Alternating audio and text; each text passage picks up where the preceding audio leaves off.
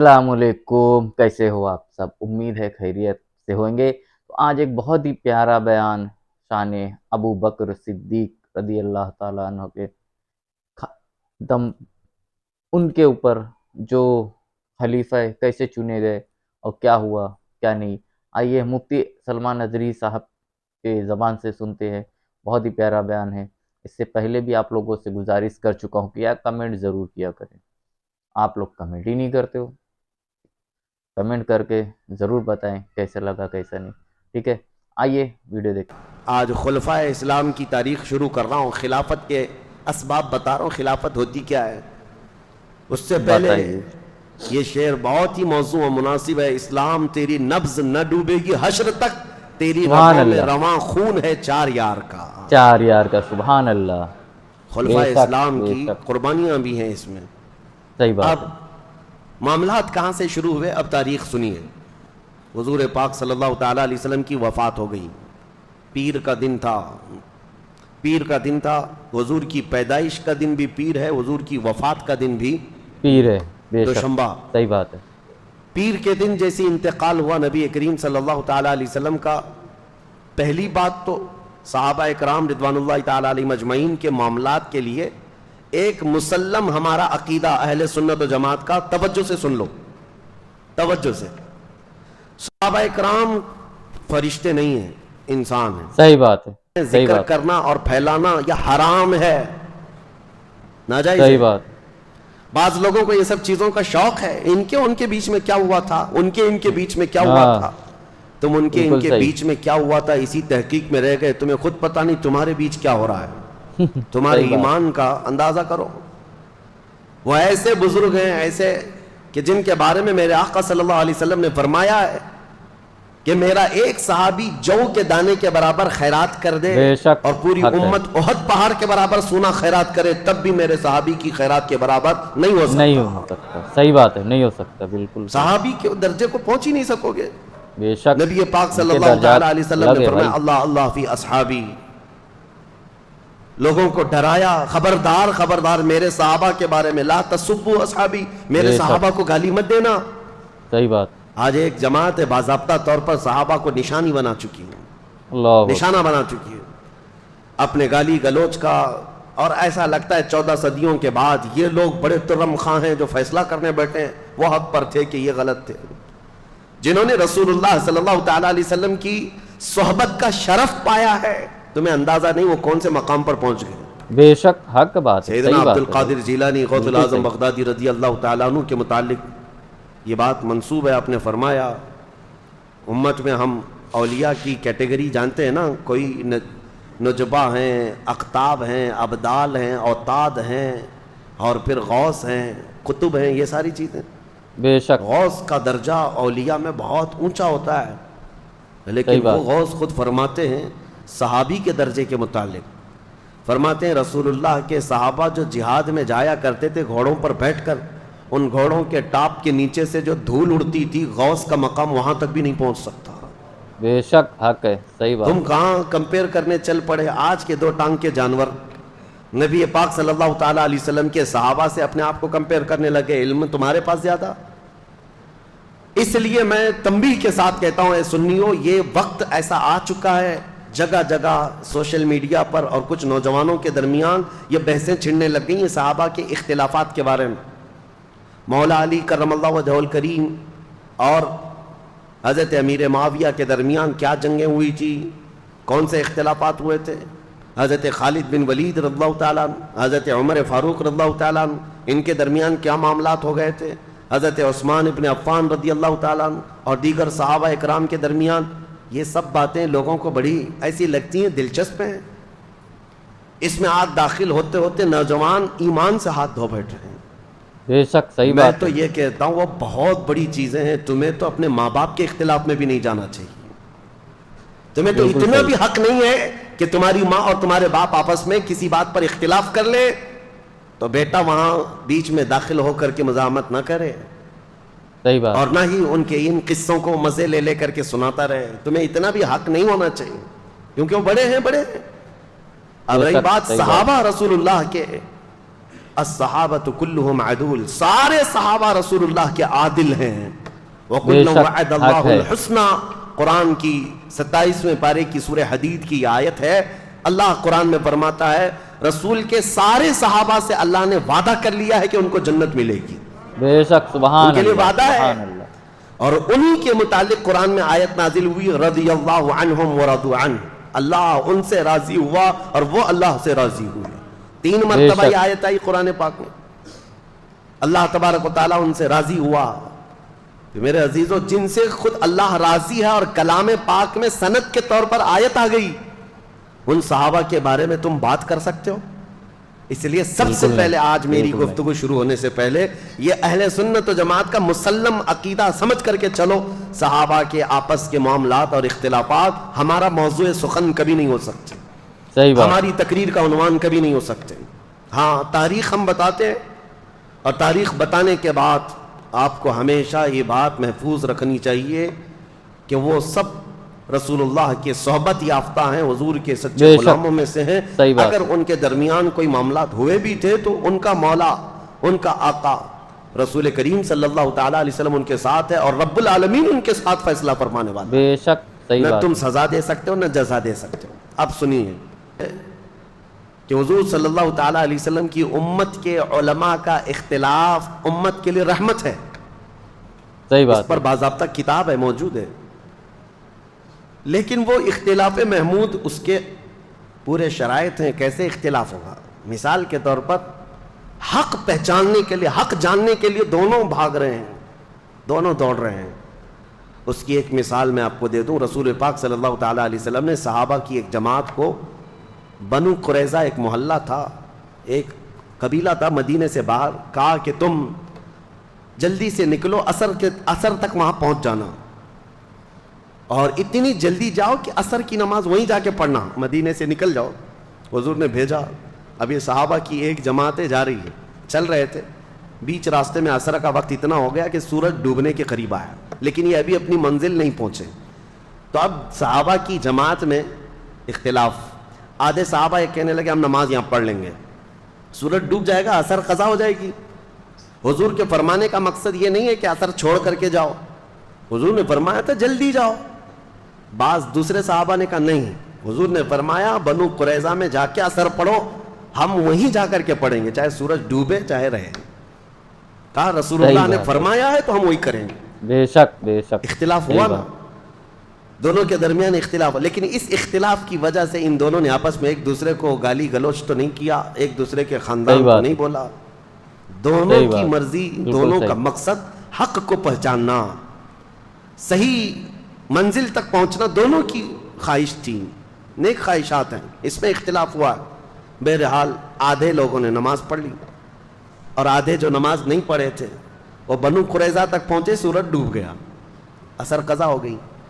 اب یہ مسئلہ کون صحیح کون غلط آپ بتا سکتے ہو؟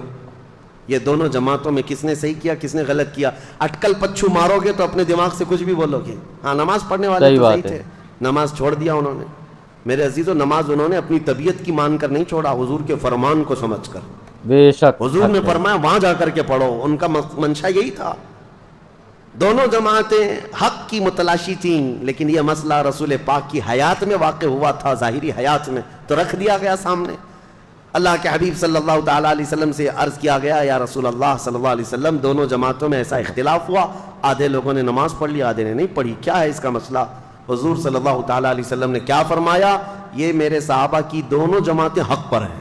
سبحان اللہ. دونوں حق پر ہیں. بے شک. یہاں سے پتہ چلا کہ حق کی تلاش میں نکلنے والا اختلاف وہ محمود ہوتا ہے. بے شک. دونوں اللہ رب العزت کی رضا چاہتے ہیں، باقی اور کوئی مقصد نہیں. صحابہ میں بھی جو باتیں ہوئی ہیں وہ حق کو پہنچنے کے لیے، اللہ کی رضا حاصل کرنے کے لیے. وہ ایسا نہیں ہے کہ اپنی مرضی اور اپنے پیٹ سے کوئی چیز نکلی اور اس پر لڑ پڑے ہوں. نہیں، اللہ کی رضا. ایک بندے کو لگتا ہے اس میں اللہ کی رضا ہے، دوسرے کو لگتا ہے اس میں اللہ کی رضا ہے. اللہ کی رضا حاصل کرنے میں یہ اختلاف جو ہوا وہ اختلاف محمود ہے. اور اپنی نفسانی خواہشات کے لیے جو اختلاف ہوتا ہے اس کو اختلاف مذموم کہتے ہیں، جو آج بہت ساری جگہوں پر واقع ہو چکا ہے. پرسنل دشمنی، ذاتی دشمنی کے لیے دین کا بھی استعمال, قلم کا بھی استعمال, زبان کا بھی استعمال, گالی گلوچ, کسی بھی حد تک لوگ جانے کو تیار ہو جاتے ہیں. یہ اختلاف محمود نہیں, اختلاف مذموم. کسی عالم کی تحقیقات سے اگر آپ کو اختلاف ہے تو ادب کے دائرے میں اس کا اختلاف کر سکتے ہو آپ, ادب کے دائرے میں. بالکل ایسے اختلافات کی ایک بہت لمبی فہرست ہے, لیکن ابھی آج ہمارا وہ ٹاپک نہیں ہے. میں نے یہ بات کیوں شروع میں رکھی, وجہ یہ ہے کہ رسول پاک صلی اللہ تعالیٰ علیہ وسلم کی وفات کے فوراً بعد ہی صحابہ میں آپس میں یہ باتوں میں اختلاف اس حد تک کا نہیں ہے کہ یہ ادھر الگ دھڑا ہو گیا, ایک دھڑا ادھر ہو گیا اور ایک دوسرے سے بات چیت نہیں کرتے, ایسا نہیں ہے. حضور پاک صلی اللہ تعالیٰ علیہ وسلم کا جسم مبارک ابھی حجرے میں رکھا ہے, صحابہ موجود تھے. اختلاف اس بات پر ہوا کہ حضور صلی اللہ تعالیٰ علیہ وسلم کو غسل دیا جائے گا کہ نہیں دیا جائے گا. بات تھی, آدھے صحابہ یہ کہتے تھے کہ حضور صلی اللہ تعالیٰ علیہ وسلم کو غسل دیں جیسے سارے لوگوں کو غسل دیا گیا ہے, غسل موت کے بعد جو غسل ہے. اب حضور صلی اللہ تعالیٰ علیہ وسلم کے لباس پاک کو کوئی ہٹائے, حضور کے لباس کو کوئی ہٹائے اور کوئی دوسرا غسل دے, ان معاملات کو لے کر کے صحابہ حجرے میں کھڑے ہو کر کے آپس میں یہ باتیں کر رہے تھے. یہ اختلاف مذموم نہیں, محمود تھا. بعض کہہ رہے تھے غسل دیا جائے, بعض صحابہ کہہ رہے تھے نہیں, نبی پاک صلی اللہ تعالیٰ علیہ وسلم نور علی نور, بے شک, سبحان اللہ. اللہ کے رسول صلی اللہ تعالیٰ علیہ وسلم اسی حالت میں دنیا سے جائیں گے. صحابہ میں یہ بات ابھی چل رہی تھی. حدیث شریف ہے, صحیح حدیث ہے بخاری کی بھی, کہ اچانک وہ حجرے میں جتنے کھڑے صحابہ تھے, چھوٹا حجرہ تھا, بہت سارے لوگ اندر آ نہیں سکتے تھے, جتنے صحابہ کھڑے تھے وہ کہتے ہیں ہم کو غنودگی طاری ہوئی, نیند آ گئی, آنکھیں جھپکیں اور سب کے سب وہاں پر اونگنے لگے. تھوڑی دیر جھپکی آئی, پھر آنکھیں کھلی تو دیکھتے ہیں حضور کو غسل دیا ہوا ہے. سبحان اللہ. نبی پاک صلی اللہ تعالیٰ علیہ وسلم غسل شدہ ہیں, پانی کے قطرات ٹپک رہے ہیں, مسئلہ حل ہو گیا, اب لڑنا کسی بات پر نہیں تھا. دوسرا اختلاف اس بات پر ہوا کہ نبی پاک صلی اللہ تعالیٰ علیہ وسلم کو کہاں دفن کیا جائے. بعض صحابہ کہتے تھے مکہ میں لے جائیں, ان کا آبائی وطن ہے. بعض کہتے 30,000 کے قریب انبیاء اکرام بیت المقدس کے آس پاس دفن ہیں, حضور صلی اللہ تعالیٰ علیہ وسلم کے بھائی ہیں سارے انبیاء, وہاں لے جا کر کے دفن کریں. اور بعض صحابہ کہتے نہیں, ہم مدینے سے باہر نہ لے جائیں. یہ اختلاف تھا. 3 جماعتیں تھیں. پھر سیدنا ابو بکر صدیق رضی اللہ تعالیٰ عنہ سے یہ حدیث آپ نے سنائی کہ میرے آقا صلی اللہ تعالیٰ علیہ وسلم نے اپنی زندگی میں فرمایا تھا اللہ کے ہر نبی کو وہیں دفن کیا جاتا ہے جس جگہ ان کی روح قبض کی جاتی ہے. بے شک, مسئلہ حل ہو گیا. فرمایا کہ حضور صلی اللہ تعالیٰ علیہ وسلم کی روح پاک یہاں قبض کی گئی, حضرت عائشہ کے مکان میں, تو اب یہیں دفن ہوں گے. اس بات کا بھی خلاصہ ہوا. اب ان کے بعد حضور اکرم صلی اللہ تعالیٰ علیہ وسلم کی تدفین کے بعد نماز جنازہ کے بارے میں بہت سارے لوگ پوچھتے ہیں حضور کی جنازے کی نماز کیسے ہوئی.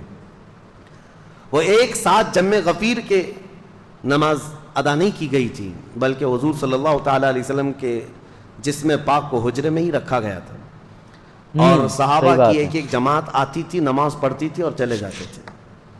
بلکہ یہ نماز جنازہ, اس نماز جنازہ کے بارے میں بھی صحابہ میں باتیں ہوئی کہ کون پڑھے گا, کون پڑھائے گا, کس طرح سے. اب اس میں پھر حضور کی ہی ایک روایت حدیث صحابہ نے سنائی کہ اللہ کے نبی نے فرمایا کہ تم سب کے سب میرے حجرے سے باہر چلے جانا. سب سے پہلے حضور صلی اللہ تعالیٰ علیہ وسلم کے جسم اقدس کے پاس نماز جنازہ کے لیے کوئی اور نہیں, جبرائیل امین آئیں گے. سبحان اللہ. سید الملائکہ حاضر ہوئے فرشتوں کی جماعت کے ساتھ. پھر ان کے بعد حضرت میکائیل علیہ السلام, پھر حضرت اسرافیل علیہ السلام, پھر حضرت اسرائیل علیہ السلام, انہوں نے نمازیں ادا کیں فرشتوں کی جماعتوں کے ساتھ. اور ان کے جانے کے بعد پھر حضرت ابو بکر صدیق اندر آئے صحابہ کی جماعت کے ساتھ. پھر ایک کے بعد دیگر صحابہ داخل ہوئے اور سبوں نے اپنی اپنی نمازیں ادا کیں. اب یہاں ایک مسئلہ بتاؤں, نماز جنازہ جو ہوتی ہے وہ میت کی بخشش اور اس کی مغفرت کی دعا کے لیے ہوتی ہے. بالکل اب رسول پاک صلی اللہ تعالیٰ علیہ وسلم کی نماز جنازہ پڑھنے والے حضور کے لیے مغفرت کی دعا کرنے گئے تھے, حضور کی بخشش کا سوال کرنے گئے تھے. ارے وہ رسول جو ہاتھ نہ اٹھائے تو قیامت میں کسی کا حساب نہ ہو. سبحان اللہ. بے شک, حق ہے. نماز جنازہ 2 طریقے کی ہے. اسی لیے فرمایا گیا نماز جنازہ میں حاضر ہو جاؤ, تمہاری کثرت صحیح جو بات, ہوگی, بے شک, تمہاری جماعت ہوگی, تم اس کی مغفرت کی دعا کرو گے, اللہ میت کو معاف کر دے گا. ایک روایت. اور فرمایا اگر کوئی بہت نیک انسان کا انتقال ہوا تب بھی جنازہ پڑھو, اس لیے کہ جتنے شریک ہوں گے ان کے گناہ معاف ہو جائیں گے. سبحان اللہ, سبحان اللہ, وہاں بے یہ شک, مسئلہ بھی حل ہے. رسول کریم صلی اللہ تعالی علیہ وسلم کے نماز جنازہ میں جو گئے تھے وہ سب کے سب مستفیض ہو کر کے آئے, حضور سے انوار و برکات لے کر کے آئے. دفن کی بات, بدھ کے دن حضور صلی اللہ تعالی علیہ وسلم کی تدفین ہوئی. 2 دن کے بعد, پیر کے بعد سے لے کر کے بدھ کے دن تک نبی پاک صلی اللہ تعالی علیہ وسلم کے کثیر صحابہ تھے, نماز پڑھنے میں ہی یہ وقت نکلتا رہا. اور تدفین کے بعد اب جو معاملہ سب سے پہلے درپیش ہے مسلمانوں کی امامت کا, مسلمانوں کی عمارت کا. حضور کے جاتے ہی اختلافات اس قدر ہو گئے تھے باہر صحابہ میں نے, دیگر لوگوں میں جو نفس پرست لوگ تھے, کچھ تو نبوت کا جھوٹا دعویٰ بھی کر بیٹھے ہیں. حضور کے جاتے ہی اسود عنسی نام کا ایک شخص کھڑا ہوا, مسیلمہ کذاب ایک شخص کھڑا ہوا, اور لوگوں میں کثرت سے وہ اپنا انفلوئنس بڑھاتے ہوئے, اثر و رسوخ بڑھاتے ہوئے لوگوں کو اپنی طرف مائل کیا. میں اور سچا رسول ہوں, میں اور سچا نبی ہوں, ایسا سہولت دینے لگا. جو سہولت کے پیچھے بھاگتے ہیں وہ ایسے نبیوں کے پیچھے بھاگتے ہیں. بالکل شریعت حضور صلی اللہ تعالی علیہ وسلم کی, اسی لیے مسلمانوں ہمیشہ یاد رکھو کہ اگر تم تن آسانی چاہو گے تو شیطان کسی بھی گڑھے میں لے جا کے تمہیں گرا دے گا. تم ہمیشہ یہ یاد رکھو میری طبیعت چاہے یا نہ چاہے جو میرے مصطفیٰ کی شریعت ہے وہی حق ہے. بے شک حق ہے, صحیح بات. حضور اکرم صلی اللہ تعالی علیہ وسلم کی تدفین کے بعد جو سب سے اہم معاملہ تھا وہ امامت کا تھا, خلافت کا تھا.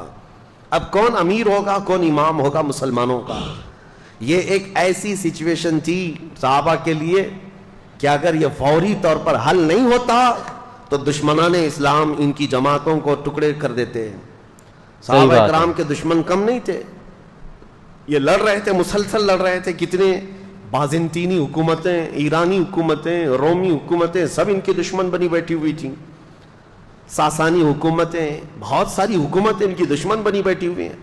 اگر ایسے میں ان کا کوئی امیر نہیں ہوتا, اگر کوئی ان کا خلیفہ نہیں, اگر امام نہیں ہوتا, تو پھر دوسری حکومتوں کو مدینے پر چڑھائی کرنے میں ذرا برابر وقت نہیں لگتا. اور پھر پلس ہوا کیا ہے, کچھ تو لوگ مرتد ہو رہے تھے. مرتد کہتے ہیں اسلام کو چھوڑ کر پھر جانا. کچھ لوگ زکوٰۃ کے منکر بن گئے, کہا ہم زکوٰۃ نہیں دیں گے, اور رسول اللہ کے زمانے میں دیتے تھے اب نہیں دیں گے, وہ پھر گئے, مرتد ہو گئے. اور کچھ وہ اسود عنسی, طلحہ بن خویلد, اور اس کے علاوہ مسیلمہ کذاب جیسے جھوٹے نبی. ارے جھوٹے نبیوں کی ایسی تعداد بڑھتی جا رہی تھی کہ ایک عورت بھی نکل آئی اس میں کہ میں بھی نبی ہوں, اور نبوت کا دعویٰ کرتے کرتے وہ جا کر مسیلمہ کذاب, وہ بھی نبوت کا دعویٰ کیا تھا, اس سے جا کے شادی بھی کر لی. ایک ہی گھر میں 2 جھوٹے, شوہر بھی اور بیوی بھی. اور یہ کذاب دجال, جو بھی حضور کے بعد نبوت کا دعویٰ کرتا ہے اس کو دجال کہا گیا ہے. سب سے بڑا جھوٹا دنیا کا, سب سے بڑا جھوٹا اس کو دجال کہتے ہیں. یہ حالات جب پیش آئے, اب خلافت کے لیے حضور نے کسی کو جانشین مقرر نہیں کیا. صحابہ کے لیے کتنا بڑا امتحان تھا یہ. تو جو انصار صحابہ تھے مدینے کے, انصار صحابہ میں میٹنگ شروع ہو گئی. مدینے والے تھے صحابہ, اور یقیناً وہ بہت ہی ایثار و قربانی والے صحابہ ہیں. حضور صلی اللہ تعالی علیہ وسلم پر انہوں نے اپنی جانیں نچھاور کی ہیں, اپنی اولاد مار دی ہیں, کچھ نہیں رکھا تھا. وہ انصار صحابہ کی بعض آپس میں میٹنگ چل رہی تھی. وہ آپس میں سعد ابن عبادہ رضی اللہ تعالیٰ یا پھر دیگر صحابہ اکرام کو آگے بڑھا کر وہ یہ کہہ رہے تھے کہ اب ہم آپ کو امیر مقرر کرتے ہیں, کیونکہ رسول اللہ صلی اللہ علیہ وسلم سے ہمارے جو تعلقات ہیں, انصار کے لیے جو حضور نے دعائیں کی ہیں وہ بہت زیادہ ہیں, تو خلافت کا حق یا امیر بننے کا حق انصار کو ہے.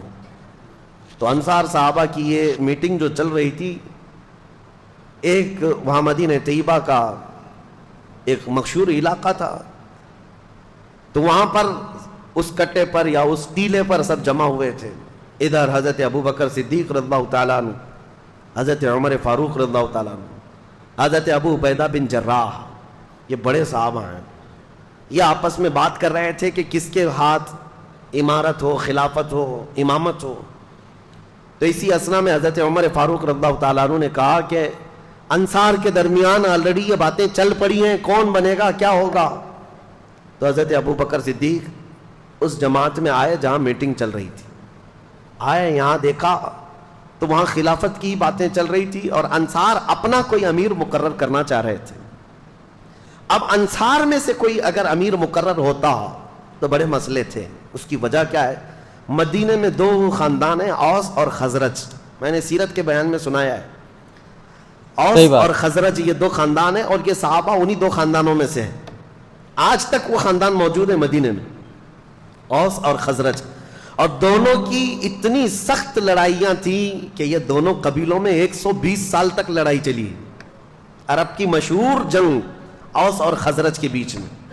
लेकिन वो दायरा इस्लाम में दाखिल हो गए सहाबा, हुजूर सल्लल्लाहु ताला अलैहि वसल्लम के दामन रहमत से वाबस्ता हो गए। लेकिन अब अंसार सहाबा में दोनों कबीले हैं, औस भी है, खजरज भी है।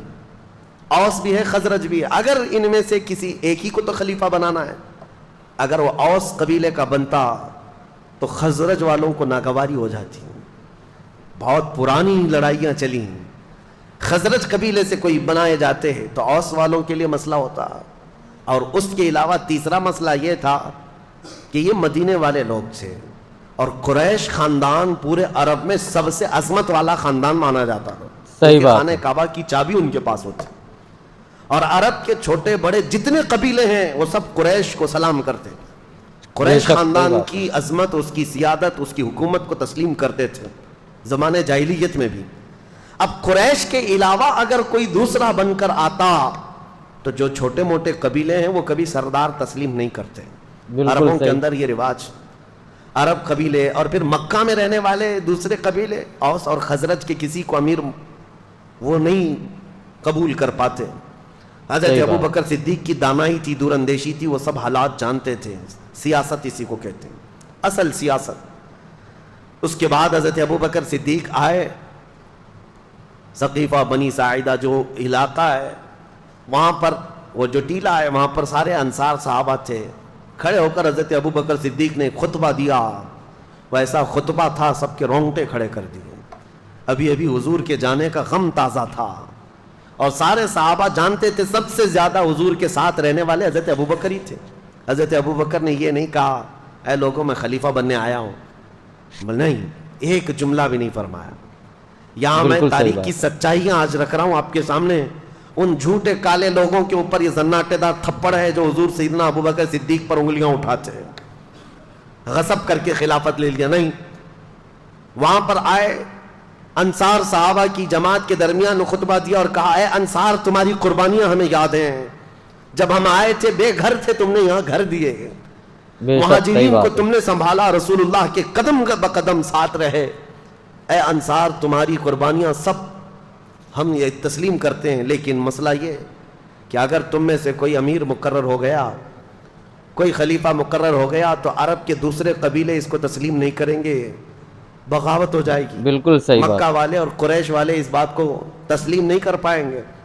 इसलिए रसूल करीम सल्लल्लाहु ताला अलैहि वसल्लम जिस खानदान से थे उसी खानदान का कोई अमीर होना चाहिए। मसला हल हो गया। हुजूर सल्लल्लाहु ताला अलैहि वसल्लम जिस खानदान से, कुरैश से, कहा कि कुरैश से ही हम अपना अमीर मुकर्रर करते हैं। उसके लिए हज़रत अबू बकर ने हज़रत उमर का हाथ पकड़ा और एक हाथ हज़रत अबू उबैदा का पकड़ा। ये दोनों कुरैश खानदान से, दोनों को खड़ा कर दिया और कहा ऐ गिरोह अंसार, क्या मेरी इस बात को तुम तस्लीम करते हो, मंजूर करते हो, कबूल करते हो? सारे अंसार ने कहा आप जो कह रहे हैं हक है, कुरैश से होना चाहिए। फिर कहा अगर कुरैश से होना चाहिए तो सुनो, मेरे नज़दीक कुरैश में अफजल तरीन लोग ये हैं, एक हाथ में मेरे उमर है, एक हाथ में अबू उबैदा है। सारे मुसलमान इन दोनों में से किसी एक को अपना अमीर मुकर्रर कर लें। ये हज़रत अबू बकर सिद्दीक ने फरमाया है। ज़बरदस्ती खिलाफत हासिल कर ली? नहीं। खिलाफत कैसे आई वो मैं आपको तारीख बता रहा हूँ। सकीफा बनी साइदा वो चोटी पर, टीले पर हज़रत अबू बकर ने हज़रत उमर का हाथ पकड़ा, हज़रत अबू उबैदा का हाथ पकड़ा और कहा कि ये दोनों अफजल तरीन लोग हैं कुरैश में भी और तुम में भी, इनमें से किसी एक को चुन लो, انصار صحابہ سب دیکھ رہے تھے. جیسے ہی حضرت ابو بکر نے یہ اعلان کیا اور بیٹھے ہیں, حضرت عمر کھڑے ہو گئے اور حضرت ابو عبیدہ بھی کھڑے ہو گئے, جن دونوں کا اعلان حضرت ابو بکر نے کیا تھا, نامزد کیا تھا. یہ دو امیدوار ہیں, ان کو کھڑا کیا گیا, چن لو مسلمانوں. تو یہ دونوں پہلے کھڑے ہوئے اور سارے گروہ انصار اور مہاجرین جتنے تھے مدینے میں سب کو مخاطب کر کے حضرت عمر کہتے ہیں, اے رسول اللہ کے تمام اصحاب سنو, حضرت ابو بکر نے میرے نام کا تمہارے سامنے اعلان کیا, تمہارے چننے کے لیے تم سب گواہ ہو جاؤ. اللہ کو گواہ مانتے ہوئے میں ابو بکر کے ہاتھ پر بیعت کرتا ہوں. سبحان اللہ. میں نے ان سے افضل رسول اللہ کی زندگی میں کسی کو نہیں دیکھا. حضرت ابو عبیدہ نے دوسرا ہاتھ پکڑا اور کہا, میرے بھائی عمر نے جو کہا اس پر مجھے کوئی شک نہیں ہے, ابو بکر کے علاوہ ہم میں سے کوئی افضل نہیں. اس لیے کہ رسول اللہ صلی اللہ تعالی علیہ وسلم اپنی علالت کے درمیان, اپنی بیماری کے دوران 17 مرتبہ ابو بکر صدیق کو مصلی امامت پر بڑھایا تھا. انہوں نے کہا رسول اللہ نے ہمارے دین کے لیے جو امام پسند کیا ہے وہ ہماری دنیا کا بھی امام ہوگا. سبحان اللہ. یہ خلافت شروع ہوئی. یہاں پر معاملات یہ ہیں کہ حضرت ابو بکر صدیق رضی اللہ تعالیٰ عنہ کے ہاتھ پر جیسی ہی دونوں اصحاب نے بیعت کیا, سارے انصار جماعت در جماعت آئے اور سبوں نے بیعت کرنا شروع کر دیا اور سبوں نے اعلان کیا کہ یہ اللہ تعالیٰ کا انتخاب ہے. ان میں سے کسی کو بھی اختلاف نہیں ہوا حضرت ابو بکر کے نام پر, کسی کو نہیں. اب ایک چیز بتائی جاتی ہے حضرت مولا علی کرم اللہ وجہہ الکریم کے متعلق کہ حضرت علی رضی اللہ تعالیٰ عنہ اس مجلس میں نہیں تھے. یہ جو خلافت کا سلسلہ چل رہا تھا صحابہ کے اتفاق رائے سے یہ چنا ہوا ہے, سب کی اتفاق رائے سے. اس میں مولا علی کرم اللہ وجہہ الکریم حاضر نہیں تھے. تو اب یہاں پر بہت سارے لوگ یہ کہتے ہیں کہ حضرت علی کو اختلاف تھا اس لیے وہ حاضر نہیں تھے اور وہ ان کو خلیفہ مانتے ہی نہیں تھے. اور بڑھ کر کے شیعہ حضرات تو یہ کہتے ہیں حضرت علی تقیہ کرتے تھے. تقیہ کا مطلب کیا ہے؟ حالات سے اصل چیز کو دل میں چھپا کر کے رہنا. یعنی حاکم اگر سخت ہے تو کچھ باتیں اپنے دل میں چھپا کر کے اس کی مرضی کے مطابق کام کرتے رہنا, اس کو تقیہ کہتے ہیں. یہ کرتے ہوں گے مولا علی کے بارے میں تم سوچتے ہو؟ حیدر کرار جس کی شمشیر کا کوئی جواب نہ ہو, وہ دل میں چھپا کر کے کوئی بات عمل کرے گا؟ بالکل نہیں, ہرگز نہیں. ہم اس بات کو تسلیم نہیں کرتے. ہاں اب ہم یہ بتا سکتے ہیں کہ حضرت علی کرم اللہ وجہہ الکریم خود روایت میں آپ کو بتاؤں, حضرت علی رضی اللہ تعالیٰ عنہ کی روایت کیا ہے خلافت کے معاملات میں. یہ معاملات ہوئے تقریباً 6 مہینے گزر گئے.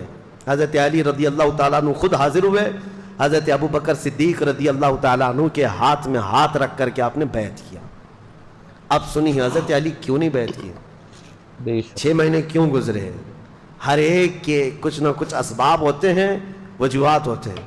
بالکل یہ مسئلہ میں اور آپ کیوں پوچھیں کہ حضرت علی کیوں نہیں آئے تھے؟ میرے اور آپ کے پوچھنے سے بہتر تو یہ ہے کہ حضرت ابو بکر صدیق خود ہی پوچھ چکے ان سے کہ علی اتنے دن کیوں نہیں آئے. مسئلہ اب صاف ہو جائے گا. جن کا معاملہ ہے وہ خود ہی سوال کر چکے ہیں. سنو, حضرت علی کرم اللہ وجہہ الکریم, آپ سے کسی نے کہا کیا آپ ابو بکر سے اپنے آپ کو افضل کہتے ہیں؟ کیا آپ اس خلافت کے اپنے آپ کو حقدار سمجھتے ہیں جس کی وجہ سے آپ نے بیعت نہیں کی؟ سیدنا مولا علی کرم اللہ وجہہ الکریم نے فرمایا ایسی کوئی بات نہیں.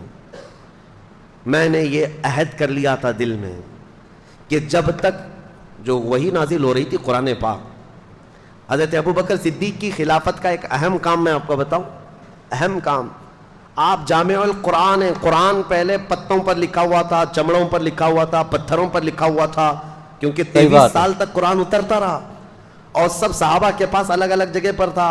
یہ حضرت ابو بکر صدیق کے زمانے خلافت میں قرآن کو جمع کرنے کا کام شروع ہوا اور حضرت ابو بکر صدیق نے اپنی خلافت کے زمانے میں قرآن کو جو جگہ جگہ ادھر ادھر تھا سب کو جمع کر لیا. اب سنو, یہ حضرت ابو بکر صدیق کی خلافت کا اہم کارنامہ ہے. اب یہ بات میں کیوں کہہ رہا ہوں؟ اس لیے کہ حضرت علی نے فرمایا, عرض سنو, حضرت ابو بکر صدیق نے جب یہ کہا تو آپ نے فرمایا میں نے یہ قسم لے لی تھی, میں نے یہ عہد کر لیا تھا کہ جب تک اللہ کا کلام قرآن ایک جگہ جمع نہ ہو جائے میں کسی کے ہاتھ پر بیعت نہیں کروں گا. سبحان اللہ. مقصد اس کے علاوہ اور کچھ نہیں تھا. لیکن بہت سارے بات. کھٹملوں کو پتہ نہیں کیا کیا چیزیں مل جاتی ہیں. اس بالکل لیے صحیح نہیں بات کیا ہے تھا, بھائی, اس کچھ لیے بھی نہیں بولتے. کیا تھا, اختلافات ہوئے تھے, فلاں ہوئے تھے, نعوذ باللہ. اصل وجہ یہ حضرت علی کرم اللہ وجہہ الکریم, امام جلال الدین سیوطی نے بھی اس روایت کو بیان کیا, اور تاریخ الخلفاء میں آپ نے اس چیز کو صاف بیان فرمایا کہ حضرت علی رضی اللہ تعالیٰ عنہ جب آپ کی وفات ہوئی تھی, شہادت ہوئی ہے کوفہ میں, اس وقت بھی آپ سے کہا گیا تھا کہ آپ اپنا جانشین کسی کو مقرر کریں گے, کسی کو خلیفہ بنائیں گے. تب بھی مولا کائنات علی مرتضیٰ رضی اللہ تعالیٰ عنہ نے یہ فرمایا تھا کہ جب رسول اللہ نے اپنے بعد کسی کو جانشین مقرر نہیں کیا تو میں کسی کو کیسے کروں. بے شک صحیح بات ہے. یہ اس بات کی علامت ہے کہ سیدنا علی کرم اللہ وجہ الکریم حضرت ابو بکر صدیق کی خلافت پر متفق رہے, بے شک اور صحیح بات. ان کی خلافت میں, ان کی امامت میں نمازیں بھی ہوتی رہیں. دیکھیں میں صحیح سب سے بات. پہلے کہہ رہا ہوں کہ سنیوں کا مجمع ہے, اختلافات صحابہ کو ذکر کرنا بھی نہیں چاہیے. بے اس شک سے صحیح بات. تمہارا لینا دینا کیا ہے؟ تم میاں یہ پوچھو نماز میں فرض کتنے, واجبات کتنے, نماز کے مکروہات یا فاسد ہونے کے طریقے کیا کیا ہیں, روزہ, زکوٰۃ, یہ تم اپنی ضروریات دین کو پوچھو. تم یہاں بہت بڑے تاریخ دان بن کر کے فیصل بھی بن جاتے ہو ساتھ میں کہ نہیں وہ ایسے نہیں تھے, یہ صحیح نہیں تھے, وہ نہیں صحیح تھے. اٹکل پچو مار رہے ہیں 1400 سال کے بعد پیدا ہو کر کے. سوشل میڈیا کا دور ہے, ہم نے بہت سارے ایسے برساتی محققوں کو دیکھا ہے. بالکل صحیح بات محقق ہے. تحقیق کرنے والے, صحیح بات ہے research بھائی, scholar. بالکل صحیح. تو یہ برساتی مینڈکوں کی طرح ہے. یہ نئے نئے آئے اور انہوں نے ریفرنس اور لوگوں کے سامنے نمبرنگ کے ساتھ کچھ باتیں رکھ رکھ کر کے لوگوں کو یوں ورگلایا ہے کہ اصل یہ بات ہے, تم کو لوگ یہ پٹی پڑھا رہے ہیں. میرے بالکل عزیزو, صحیح. یہ دین اسلام ہے, پٹی پڑھانے سے چلنے والا ہے نہیں. دین اسلام بالکل اپنی صحیح. حقانیت حقانیت کی بنیاد پر صبح قیامت تک چلے گا, سبحان اللہ. صبح بے شک قیامت تک چلے گا. بعض تو ایسے جاہل آئے ہوئے ہیں محققین کے نام پر جو علماء سے تمہیں برگشتہ کر رہے ہیں, دور کر رہے ہیں. سارے علماء بے سے شک دور صحیح ہو بات جاؤ. ہے. بالکل علماء صحیح ہے. ممبروں پر بیٹھ کر کے جھوٹی باتیں کہتے ہیں. تو نوجوان طبقہ آج کا, کالجز کا, یونیورسٹیز کا, وہ اکثر علماء کے بارے میں بدگمانی کرتے چلے گئے. امام غزالی رحمۃ اللہ تعالیٰ علیہ کی بات میں تمہیں یاد دلا دوں, اللہ تبارک و تعالیٰ جب کسی کو گمراہ کر کے ذلیل موت دینا چاہے تو سب سے پہلے اس کو علماء کی گستاخی میں لگاتا ہے. صحیح بات ہے. وہاں سے شروعات کرتا ہے, اور اس کے بعد وہ بدگمانی اس کی بڑھتی چلی جاتی ہے علماء کے بارے میں, مدارس اسلامیہ کے بارے میں, کہ مولوی لوگ ایسے ہی ہوتے ہیں. تمہیں پتہ ہے کہ دین کہاں سے کہاں تک آیا؟ تم کو الف با جو پڑھنا آتا ہے آج, یا اگر علماء نہ ہوتے ان کے وسیلے کے بغیر تم کہاں سے دین سیکھتے؟ صحیح بات ہے. بے شک. میرے عزیزوں, انٹرنیٹ پر سارا قرآن ہے, پڑھنے کے طریقے سب کچھ موجود ہے, لیکن کوئی تو پڑھا رہا ہوگا نا انٹرنیٹ پر بھی. بے بالکل صحیح. واسطے خدا کچھ عطا کرے, ایسا نہیں ہے. بالکل اس صحیح بات. لیے یہ تمام چیمی گوئیوں سے اپنے آپ کو باز رکھو, اور دین جو ہے ڈاکٹروں سے, انجینئروں سے, وکیلوں سے اب سیکھنے لگ گئے انجینئر. علماء کو چھوڑ کر کے. اسی وجہ سے گمراہی کے دروازے کھلتے چلے صحیح بات گئے. ہے. اور عام نوجوان کو دیکھو تو یہ فرق کرنے بیٹھا ہے, فرق کرنے بیٹھا ہے. کوئی آ کر کے سوال کرتا ہے, سرکار غریب نواز افضل تھے کہ غوث پاک افضل تھے؟ تجھے کیا فرق پڑتا ہے؟ صحیح بات ہے. ان کی افضلیت کے متعلق, ان کے مقامات اور مراتب کے متعلق وہ صرف اس بات کے لیے سوال کر رہا ہے کہ دونوں میں سے کسی ایک کا درجہ گھٹا کر کے سوچے, کسی ایک کا درجہ گھٹا کر کے بتائے. اللہ نے 2 آنکھیں دی ہیں, دونوں کا مقام برابر ہے. برابر. بالکل دونوں صحیح. آنکھیں بالکل تمہاری صحیح. برابر کی دیکھتی ہیں. کبھی تو آج تک تم یہ نہیں باتیں کرتے. بہرحال جن کے مقامات اور جن کی فضیلتیں بیان ہوئی ہیں وہ ہم بیان کریں گے, بے شک لیکن یہ حق ہے. کمپیریزن میں اس طرح کسی کو گھٹا کر بیان کرنا جائز نہیں. بالکل سیدنا صحیح. ابو بکر صدیق کی فضائل جتنے ہیں وہ سر آنکھوں پر, لیکن ایک بات بے شک. یاد رکھنا کہ جب بھی حضرت ابو بکر صدیق کے فضائل بیان کرو تو کبھی ہم سے یہ نہیں سرزد ہو, کبھی آپ سے بھی یہ سرزد نہ ہو کہ مولا علی کی شان میں کوئی کمی ہو رہی ہو. بے شک. مولا علی کرم اللہ وجہ الکریم کی شان کو گھٹا کر کے بیان کرنا نہیں, بالکل یہ صحیح. جائز نہیں ہے. صحابہ کی جو فضیلتیں, اور جب حضرت علی کرم اللہ وجہ الکریم کی فضیلت بیان کر رہے ہو تو پھر اس بات کا بھی لحاظ رکھنا کہ تینوں خلفائے راشدین میں سے کسی کی بے عزتی اور توہین نہ ہو رہی ہو. بالکل صحیح. اسی کا نام اہل سنت و جماعت ہے. بے شک جو سبحان یہ اللہ. تمام بیچ کے راستے کو لے کر کے چلتے اہل سنت کا ہے بیڑا پار، اصحاب حضور نجم ہے اور ناؤ ہے عطرت رسول اللہ کی. سبحان ہم اللہ. صحابہ کی بھی افضلیت کے قائل ہیں اور اہل بیت کے ادب کے بھی ہم قائل ہیں. ہم دونوں بے میں شک. سے کسی کو بھی ٹرول نہیں کرتے، کسی کی مذمت نہیں کرتے یا کسی کی تنقیص یا ادنا سی گستاخی نہیں کرتے ہیں. ایک جماعت شک، ہے صحیح بات. وہابیوں کی جو اہل بیت کی گستاخ ہو جاتی ہے. وہ ان کے اندر، آج ہی میں پڑھ رہا تھا ایک صاحب نے تاریخ لکھی ہے اور جگہ جگہ انہوں نے یزید کو رضی اللہ عنہ لکھا ہے. صرف اس دشمنی میں اہل بیت کی ہے. اور ایک جماعت ایسی ہے جو سارے صحابہ کو گالیاں دیتی ہے اہل بیت کی محبت میں. دونوں صحیح نہیں ہیں، دونوں صحیح نہیں ہیں. صحیح مذہب و مسلک وہی ہے جو درمیانی اہل سنت و جماعت کا. بے شک. صحابہ رسول بے اللہ شک، کے سبحان اللہ. آسمان ہدایت کے تارے ہیں اور رسول اللہ بے کے شک، گھر والے سبحان اہل اللہ. بیت نوح علیہ السلام کی کشتی کی مانند ہے. میرے آقا نے فرمایا جو اس کشتی میں سوار ہو گیا وہ نجات پا گیا، جو اس کشتی بے سے شک، دور حق ہوا ہے. وہ ہلاک ہو گیا.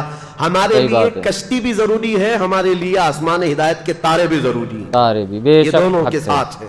اب حضرت ابوبکر صدیق کی خلافت کا دور شروع ہوا. پہلا دن تھا، حضرت ابوبکر صدیق نے اعلان فرما دیا. اب مسجد نبوی کا پہلا خطبہ خلافت کے بعد کا سنو توجہ سے. سیدنا ابوبکر صدیق رضی اللہ تعالیٰ عنہ فرماتے ہیں اے مسلمانوں، اللہ سے ڈرو، کمزوروں پر ظلم نہ کرو اور نہ حق کسی کے ساتھ ظلم کا یا زیادتی کا معاملہ کبھی ہونے نہ پائے. اور بے یہ شک، خطبے بے میں شک. آپ نے فرمایا سب کے سب اس بات پر گواہ رہو کہ اگر بال برابر بھی میں رسول اللہ صلی اللہ تعالیٰ علیہ وسلم کے طریقے سے ہٹ کر کے کوئی کام کرتا ہوا نظر آ جاؤں تو تم لوگ اپنی تلواروں سے مجھے سیدھا کر دینا. یہ وقت کا خلیفہ کہہ رہا ہے. حضرت ابوبکر صدیق نے فرمایا اگر میں بال برابر بھی ہٹ جاؤں تو تم اپنی تلواروں سے مجھے سیدھا کر دینا، اور اگر رسول اللہ صلی اللہ تعالیٰ علیہ وسلم کے بتائے ہوئے راستے پر ہی چل رہا ہوں تو تم میری بات کو قبول کر لینا. بے اور اس شک کے صحیح بعد بات ہے. مسجد نبوی شریف امامت کے لیے آگے بڑھتے ہیں.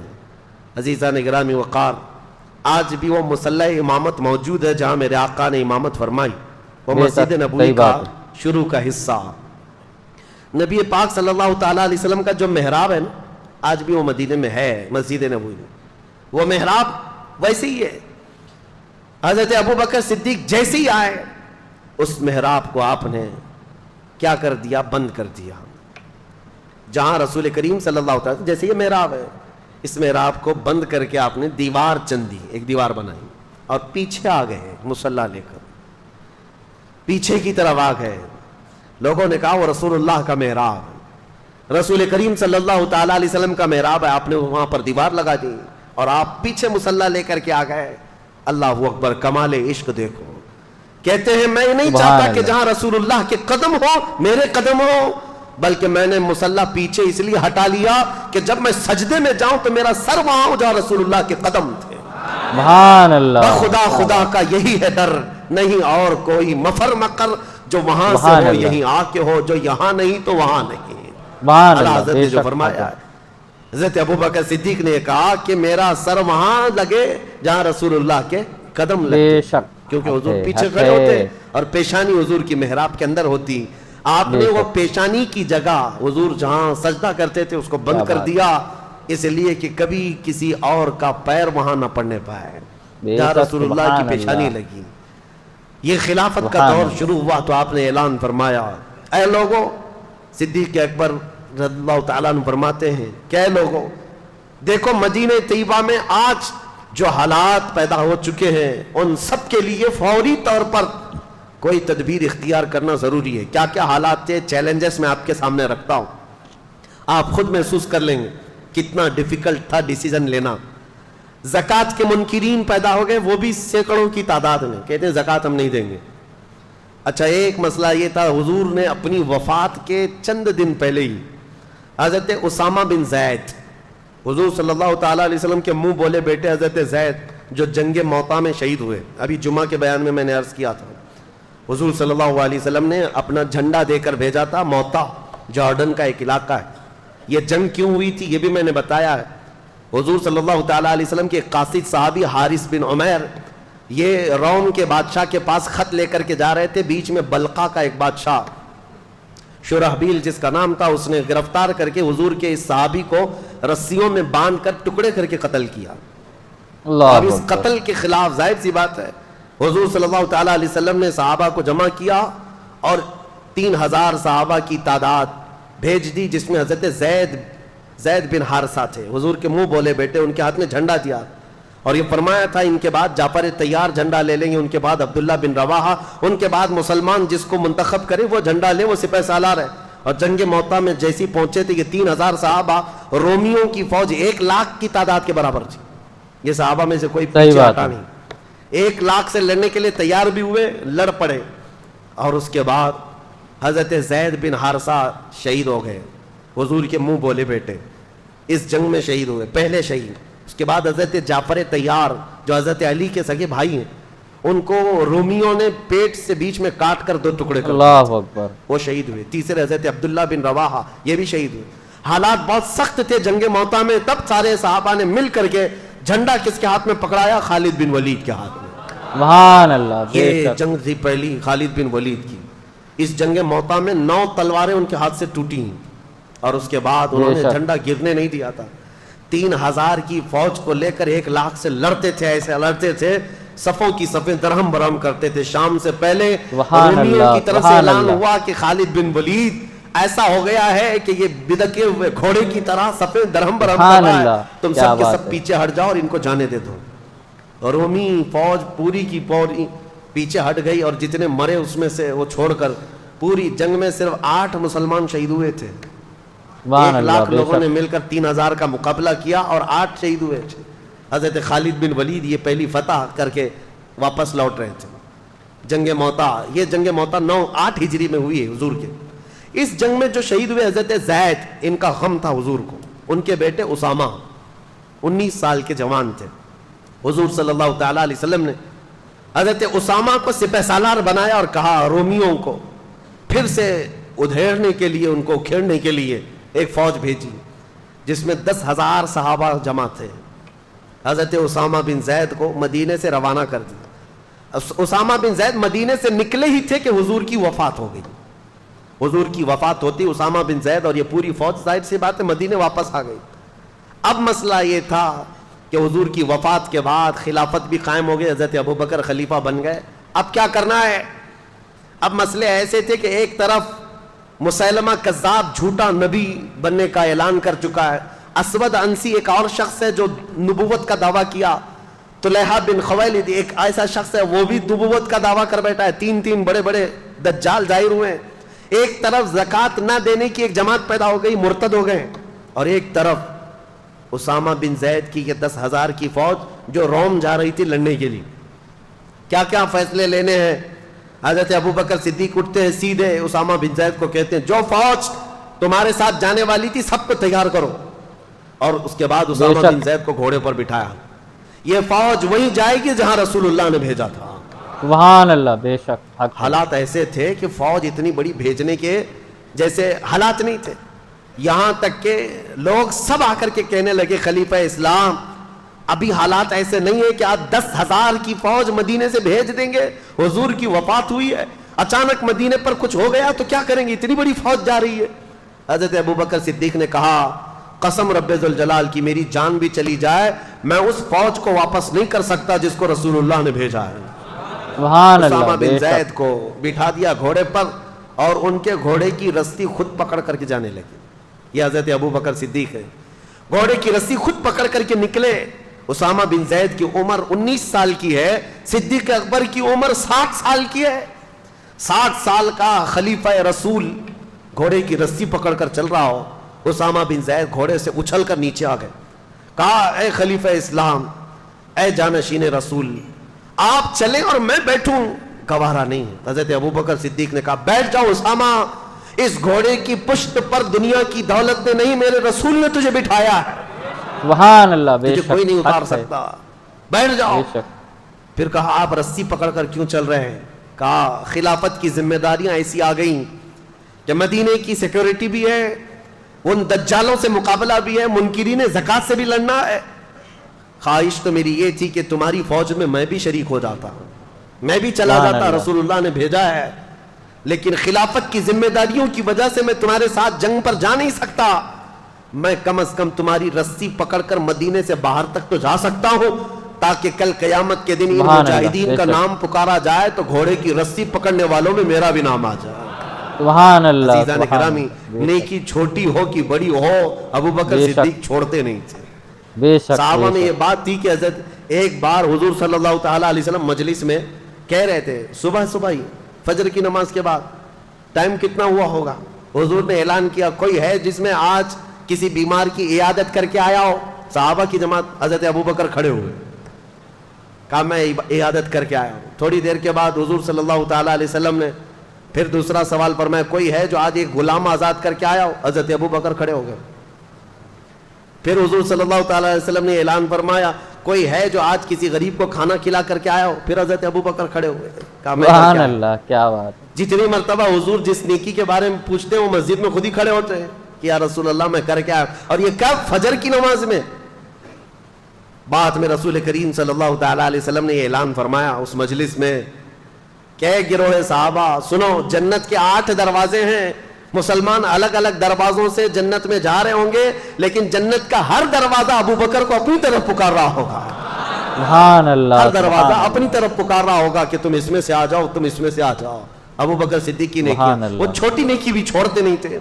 اسامہ بن زید کو روانہ کیا۔ اب ذہن حاضر رکھو، آپ سچویشن کیسی ہے میں خود پڑھ کر کے حیران ہوں۔ اس کے بعد حضرت خالد بن ولید کو بلایا، حضرت شرحبیل حسنہ ایک اور صحابی ہیں، ان کو بلایا، اور تقریباً اس میں بھی 2000 یا 3000 صحابہ کو جمع کیا اور کہا جاؤ اس مسیلمہ کذاب کا مقابلہ کرنا ہے جو جھوٹا نبی بنا ہوا ہے۔ یہ گئے جھوٹے نبی کے مقابلے کے لیے۔ جب گئے تھے لوگ، اس وقت حضرت خالد بن ولید اپنی ایک چھوٹی سی جماعت لے کر کے الگ، اسود انسی اور طلحہ بن خویلد جو 2 اور جھوٹے نبی تھے، کہا میں ان کا کام پہلے کر کے آتا ہوں۔ حضرت خالد بن ولید گئے، ان کے مقابل میں کون کھڑا ہوتا؟ اسود انسی کو، صحیح بات ہے، طلحہ بن خویلد کے جتنے ہواری مواری تھے سب کو مار ڈالا، اور وہ ڈر کے مارے جھوٹا نبی ملک شام بھاگ گیا، اور روایت میں ہے کہ بعد میں مسلمان بھی ہو گیا، چھوڑ دیا۔ اسود انسی جو تھا اس کو اس کے قریبی لوگوں نے مار ڈالا۔ حضرت خالد بن ولید کی ہیبت ایسی تاری ہوئی، یہ 2 جھوٹوں کو مار کر کے حضرت خالد بن ولید پھر آئے شرحبیل حسنہ کے ساتھ۔ یہ 3000 صحابہ کی جماعت تھی، لیکن جیسے ہی گئے یہ مسیلمہ کذاب 30,000 لوگوں کو جمع کر چکا تھا۔ مجھے حیرت ہوتی ہے، رسول اللہ کے زمانے سے یہ زمانہ بہت ملا ہوا ہے، اتنے قریب کے زمانے میں جب 30,000 جھوٹے نبی کو ماننے والے پیدا ہو گئے تھے، تو آج قادیانیوں کی جماعت میں کیوں نہیں جا سکتے؟ ہوتے ہیں۔ صحیح بات ہے، ہمارے دور کا جو دجال 100 سال پہلے جو گزرا، غلام احمد قادیانی، اس نے بھی نبوت کا دعویٰ کیا۔ یہ احمدی جماعت نام سے پوری دنیا میں پھیلی ہوئی ہے، قادیانیوں کی جماعت ہے، یہ اپنے آپ کو جماعت احمدیہ کہتے ہیں، اور سارے انٹرنیٹ پر بھرے ہوئے ہیں ویب سائٹس، اسلام نام سے جیسی کھولیں تو احمدی جماعت کی ویب سائٹ کھولتی ہیں۔ یاد رکھنا نوجوانوں، غلطی سے ان کے زہر میں نہ چلے جانا، ساری باتیں وہی کرتے ہیں لیکن بعد میں چل کر کے اپنے جھوٹے نبی کا عقیدہ دھیرے دھیرے ڈالتے ہیں، اور یہ کہتے نہیں غلام احمد قادیانی کو نبی مان لو تو محمد صلی اللہ علیہ وسلم کے خاتم النبیین ہونے میں کوئی فرق نہیں آتا، وہ رسول اللہ خاتم النبیین ہے لیکن یہ بھی نبی ہے۔ اور یہ ایسا جھوٹا نبی، جاہل، پنجاب کا رہنے والا، قادیان پنجاب میں، اور اس نے انگریزوں کی مدد سے جو نبوت کا دعویٰ کیا تھا، اور خود کے پتہ نہیں ایسی ایسی چیزیں گڑھ کر کے لائے، اس کی کتابیں بھی موجود ہیں، کیا بکتا تھا وہ سمجھ میں نہیں آتا، اور کہتا میرے اوپر وہی آتی ہے، اور فرشتے وہ بھی وہی انگلش میں لے کر آتے تھے۔ ہاں، انگلش میں 2 فرشتے آتے تھے، ٹیسو ٹیسو میسو میسو، اور یہ وہی، یہ ایک مذاق تھا، پوری امت نے اس کا انکار کیا ہے، جھوٹے نبی کا۔ یہ جماعت آج جو پھیلی ہوئی ہے احمدیہ جماعت، اس کو پہچانو، یہ کافر جماعت ہے، اس کا اسلام سے کوئی تعلق نہیں، رسول اللہ کے خاتم النبیین ہونے کا عقیدہ نہیں ہے تو وہ مسلمان ہو ہی نہیں سکتا۔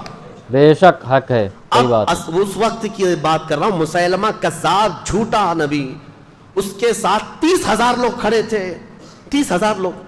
اب جب مقابلے کی بات آئی تو سیدھا مقابلہ ہوا تھا صحابہ کا اور ان کا۔ لیکن صحابہ میں سے تقریباً 700 صحابہ حافظ قرآن وہاں شہید ہو گئے تھے. یہ بہت بڑی تعداد تھی شہادت کی.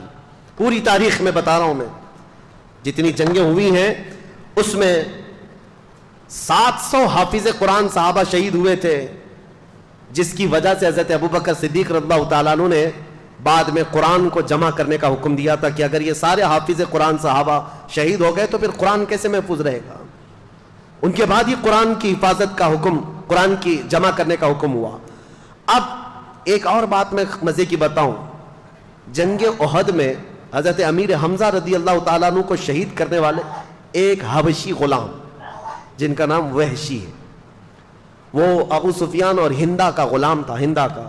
ہندا نے ایک قسم کھائی تھی کہ امیر حمزہ کو قتل کرنے کے بعد سینہ چاک کر کے میں کلیجہ چباؤں گی, کیونکہ اس کے بھائی اور باپ کا قتل کیا تھا امیر حمزہ نے جنگ بدر میں. تو امیر حمزہ کو قتل کرنے والا وحشی, نام ہی وحشی تھا لیکن کالے قسم کے حبشی, امیر حمزہ کو نیزہ مار کر کے شہید کیا تھا. بہت تیر انداز, ایسا نشانہ لگانے میں ماہر, ایسا نشانہ کہ بہت دور سے اگر وہ ایک باریک سی چیز کو بھی رکھ دیا جائے تو اپنے نیزے سے نشانے پر لگا دیتے. تو امیر حمزہ اس کے نیزے سے شہید ہوئے.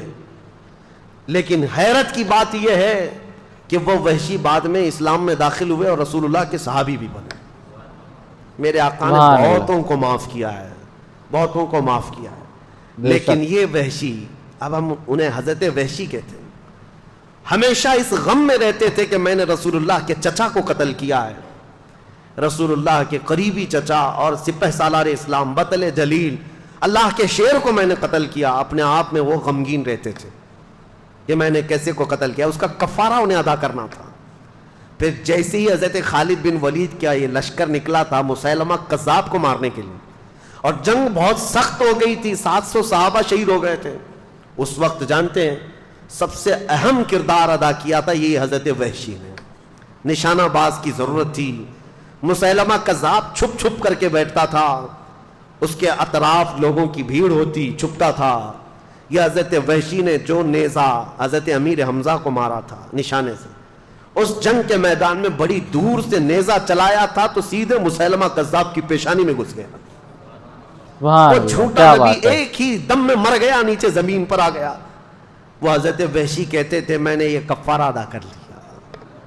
زمانے جاہلیت میں نے ایک بطل جلیل کو قتل کر دیا تھا, زمانہ اسلام میں دنیا کا سب سے بڑا دجال جھوٹا نبی تھا, اس کو میں نے قتل کیا. یہ جنگ سرو کر لیا حضرت ابوبکر صدیق نے.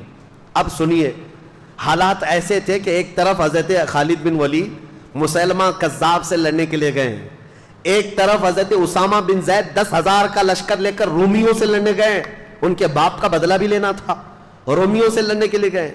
اور تیسری طرف زکوٰۃ کے منکرین جو تھے وہ کہہ رہے تھے ہم زکوٰۃ نہیں دیں گے. حضرت ابوبکر صدیق سارے صحابہ جو موجود تھے, اکثر تو جا چکے 2 جنگوں میں بلکہ کئی جنگوں میں, خود حضرت ابوبکر موجود ہیں اور کچھ صحابہ تھے, کہا کہ اٹھو وہ زکوٰۃ کے جو منکرین ہیں ان سے ہم جا کر لڑیں گے. حضرت عمر نے کہا کیا پورا مدینہ خالی کر دو گے آپ؟ خلافت پہ ابھی آئے بیٹھے ہیں اور آنن فانن آپ ساری لڑائیاں, ادھر بھی ادھر بھی وہ بھی یہ بھی, یہ زکوٰۃ کے جو منکرین ہیں ان کو بعد میں نپٹ لیں گے. صدیق اکبر نے کیا کہا جانتے ہو؟ اے عمر, اسلام سے پہلے جو تمہارے اندر شدت تھی, جو جلال تھا, وہ کہاں چلا گیا؟ دین اور ایمان کے متعلق تمہارا غضب ٹھنڈا کیوں ہو گیا؟ اور پھر کہتے ہیں سارے مدینے والے آ کر مجھے روک دیں کہ یہ منکرین زکوٰۃ سے لڑنا نہیں چاہیے.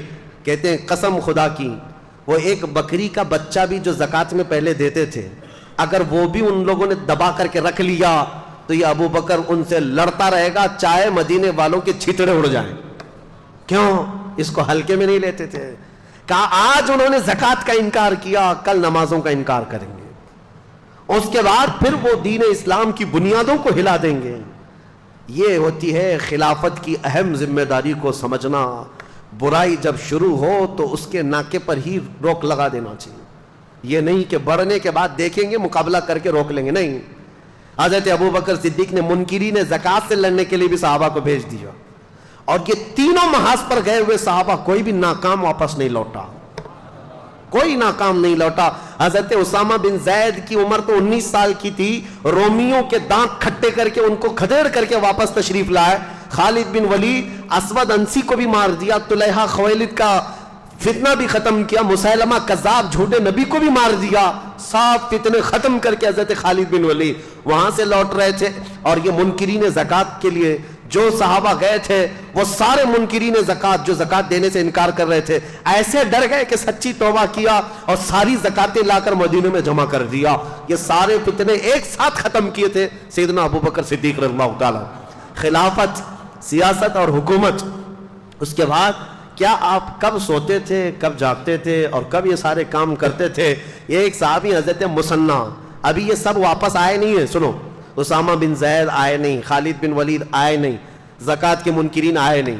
एक साहबी इराक से आए, इराक के रहने वाले हजरत मुसन्ना रज़ियल्लाहु ताला, ये खुद मुसलमान थे और इनका ख़ानदान ईसाई था।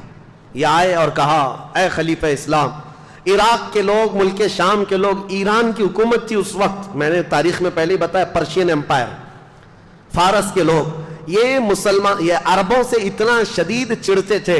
अब सुनिए, अरब की और ईरान की जंग आज की नहीं है, ये बहुत पुरानी है। आज भी इन लोगों की लड़ाइयाँ चल रही हैं। ईरानी अरबों को नहीं मानते, अरब ईरानियों को नहीं मानते। ये बहुत पुरानी इनकी शकावत है, आपस में दुश्मनी है। ईरान का जो बादशाह था किसरा उस वक्त, खुसरू परवेज, यज़दगर्द और फिर जो है बुज़रुज महर, ये सब वो बादशाह हैं ईरान के जो किसरा कहलाते थे। ये कोई अरब आदमी उनके यहाँ नजर आता तो उसके कंधे काट देते थे। अरबों से इतनी नफरत करते थे और अरब लोग भी उनसे नफरत करते थे, ईरानियों को बर्दाश्त नहीं करते थे। कभी कभार ईरानी जो है हुकूमत करते करते यमन तक आ गए, हिजाज मदीने तक भी आ गए थे। अरब लोगों की उनके साथ जंगें चलती ही रही हैं। अब जब इस्लाम आया और इसका रोबो दबदबा कायम हुआ तो जानते रसूलुल्लाह का खत लेकर के एक सहाबी गए थे खुसरू परवेज बादशाह के पास। उसने रसूलुल्लाह का खत फाड़ कर फेंक दिया था और जो कासिद साहबी आए थे उनका कत्ल कर दिया था और कहा, गुलाम मुझे हुक्म देते हैं इस्लाम में आओ। अरबों को गुलाम समझते थे, हकीर समझते थे अरबों को।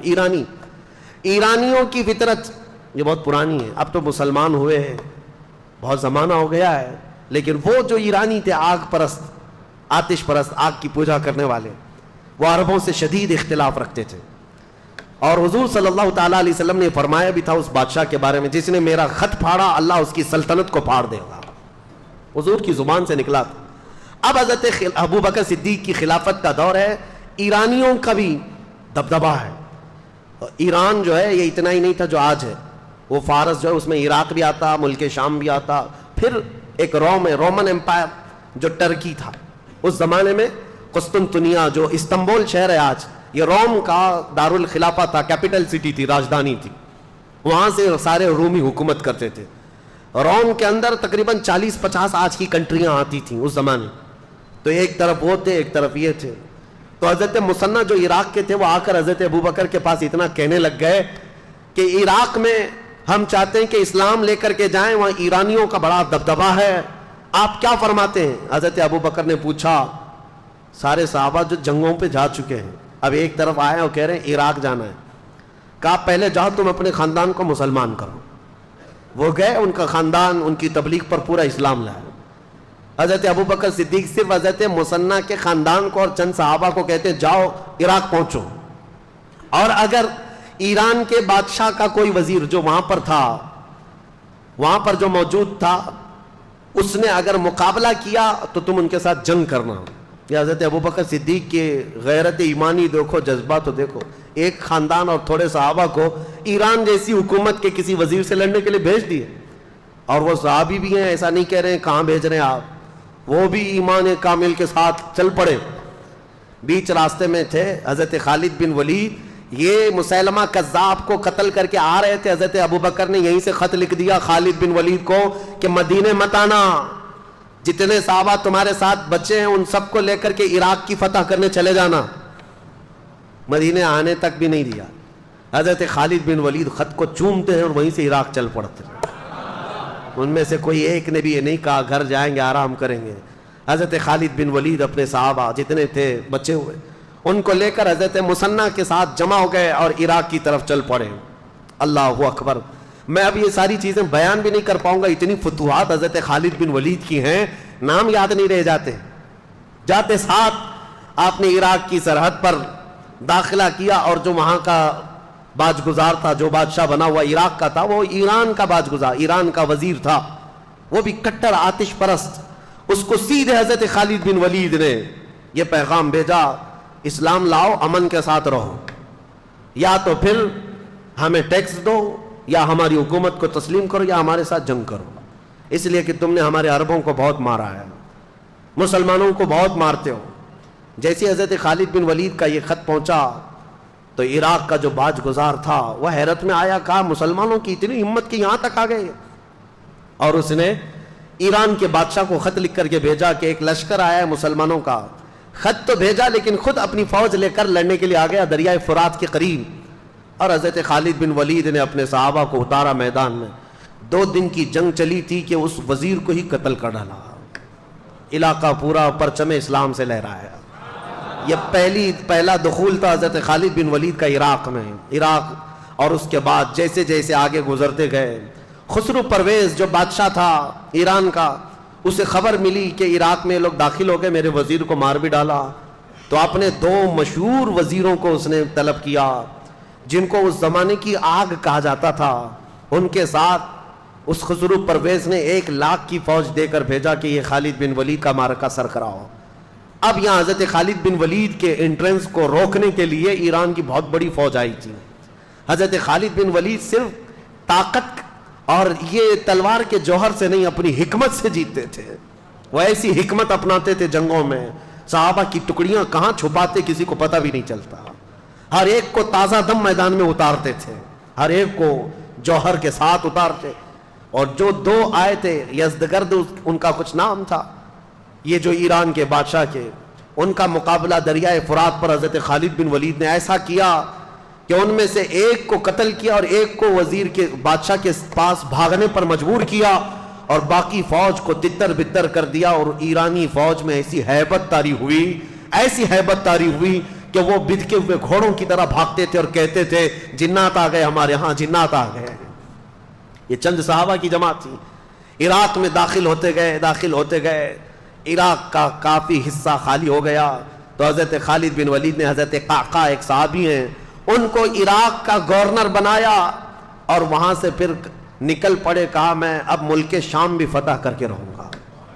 مدینے واپس نہیں آئے. اللہ اکبر. اس بطل جلیل کو لاکھوں سلام. خالد بن ولید سیف اللہ المسلول. میں سوچتا ہوں کیا ان کا گھر نہیں تھا، کیا ان کے بیوی بچے نہیں تھے؟ مہینوں گزارتے تھے. اور خالد بن ولید نے پورا عراق فتح کر لیا تھا. عراق فتح کر کے وہاں صحابہ کو گورنر بنایا اور واپس نکلے ملک شام کی طرف. ملک شام آئے، حمص کا علاقہ، حلب کا علاقہ، جہاں رومیوں کی حکومت تھی. تو انہوں نے ایک سپر پاور سے ٹکر تو آلریڈی لے لی تھی. ایک سپر پاور پرشین امپائر تھے، ان سے تو چھیڑ چھاڑ ہو گئی تھی، ان کے ہزاروں کو مارا بھی تھا. ملک شام میں رومن امپائر کا قبضہ تھا. خالد بن ولید نے ان کو بھی چھیڑ دیا. 2 بڑی سپر پاور طاقتیں اس زمانے کی، پرشین امپائر اور رومن امپائر. اور دونوں کو چھیڑنے والا، دونوں کو اٹھانے والا اور دونوں کو کھدیڑنے والا ایک ہی صحابی خالد بن ولید. ایک ہی صحابی. ملک شام میں رومیوں کا قبضہ تھا. جیسے ہی داخل ہوئے، شامی جتنے تھے ان لوگوں نے کہا کہ ان کا مقابلہ ہم عربوں سے ہی کرتے ہیں، کیونکہ شام کے رہنے والے جو ایران کے تھے، وہاں کے قریب شام اور ایران پڑوس میں، تو وہاں کا جو بادشاہ تھا اس نے کہا کہ خالد بن ولید کا مقابلہ ہماری فوج سے نہیں، عربوں سے ہی کرتے ہیں. وہ اچھا جانتے ہیں کیونکہ کچھ عرب بھی وہاں رہتے تھے اور کچھ عربوں کو خرید کر کے لائے تھے. ایک پوری جماعت کھڑی کر دی عربوں کو عرب سے لڑانے کے لیے. لوگوں نے پوچھا بھی یہ کیا کر رہے ہو؟ کہا لوہے کو لوہا کاٹتا ہے. اس نے یہ جملہ کہا تھا، لوہے کو لوہا کاٹتا ہے، عربوں کو عرب ماریں گے. لیکن ان ظالموں کو یہ معلوم نہیں، ایک طرف ہو سکتا ہے لوہا ہے، دوسری طرف اللہ کا شیر ہے. وہاں سیف اللہ المسلول ہے. اور عربوں کے اس قبیلے کو لا کر کھڑا کیا. حضرت خالد بن ولید نے ایک ہی دن میں ان پورے عربوں کا کام تمام کر دیا. ایک ہی دن. اس پورے سفر میں سیدنا خالد بن ولید نے تقریباً 26 جنگیں لڑی اور ہر جنگ میں فتح کا جھنڈا لہرایا ہے. ہر جنگ میں. عراق داخل ہوئے، شام میں داخل ہوئے، حتیٰ کہ وہ آنے کو تیار نہیں تھے. خلیفہ اسلام حضرت ابو بکر کا خط آیا کہ اب تو مدینے واپس آ جاؤ, اب آ جاؤ. ابھی ایران فتح نہیں ہوا تھا. جب حضرت خالد بن ولید کو دوبارہ بلایا گیا تب وہ واپس مدینہ طیبہ تشریف لائے. اتنے علاقے قبضہ کر کے آئے تھے, فتح کر کے آئے تھے. میں آپ کو بتاؤں, یہ صدیق اکبر کے زمانے کے ہونہار سپہ سالار جنہوں نے اسود انسی جیسے دجال کو مارا تھا, جنہوں نے طلحہ بن خالد جو جھوٹی نبوت کا دعوے دار تھا اس کو ختم کیا تھا, مسیلمہ کذاب کو دھول چڑھایا تھا, اور ایرانی طاقتوں کے نشے کو چور چور کر دیا تھا. عراق کو فتح کیا, شام کو فتح کیا, واپس مدینہ طیبہ میں آئے.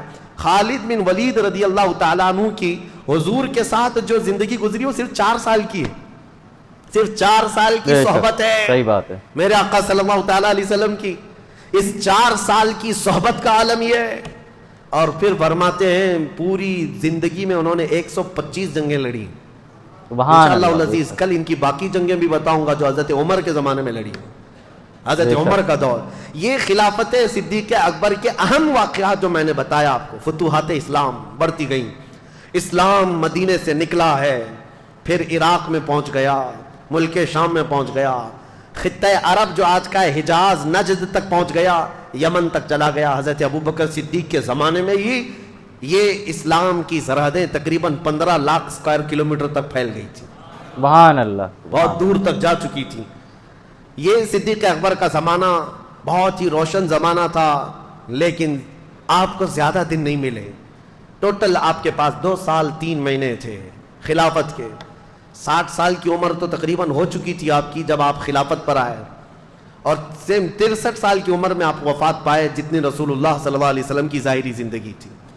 حضرت ابوبکر صدیق رضی اللہ تعالیٰ عنہ کی خلافت میں صرف یہ معاملات نہیں تھے, بلکہ حکومت کا ایسا نظام قائم کیا تھا, شعبے بنا دیے تھے. حضور کے زمانے میں یہ سب چیزیں تو ہوئی نہیں تھی, لیکن آپ نے بعد میں یہ سب شعبے بنائے, فوجیوں کے دستے الگ الگ بنائے, امیر العسکر امیر لشکر کا ایک امیر بنایا, اور الگ الگ ٹکڑیوں کو تربیت دیا.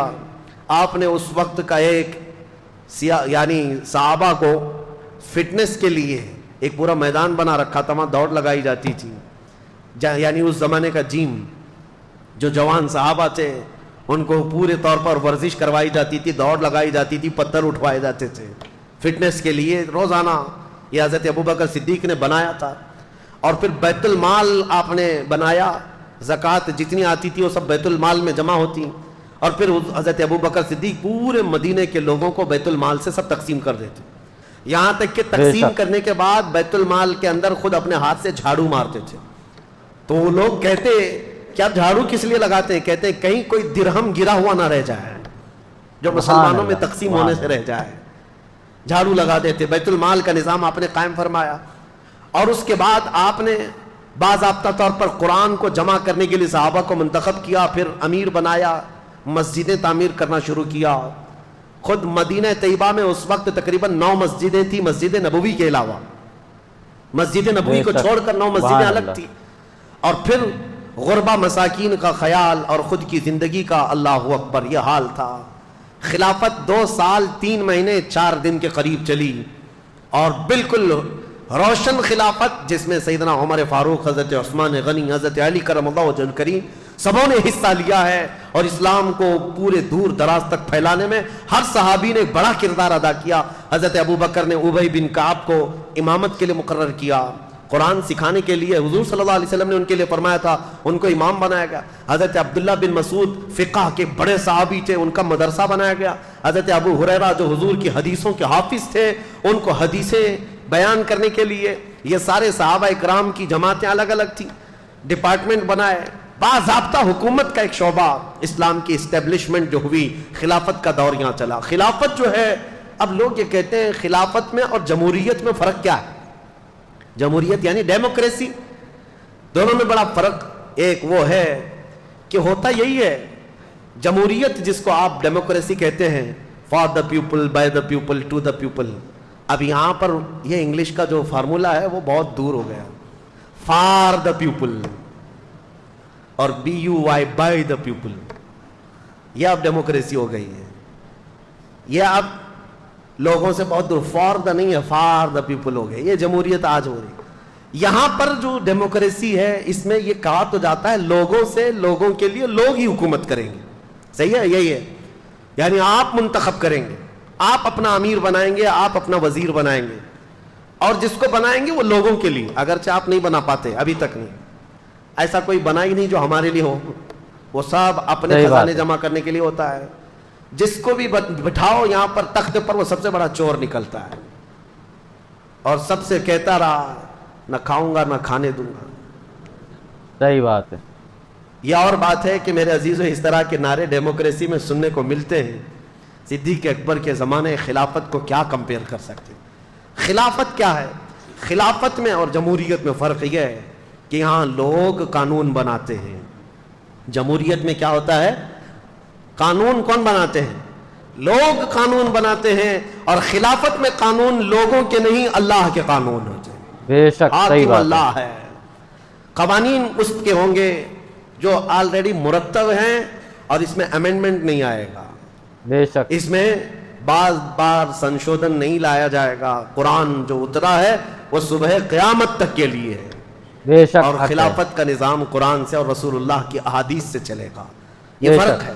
حضرت ابوبکر صدیق رضی اللہ تعالیٰ عنہ نے خلافت چلائی ہے.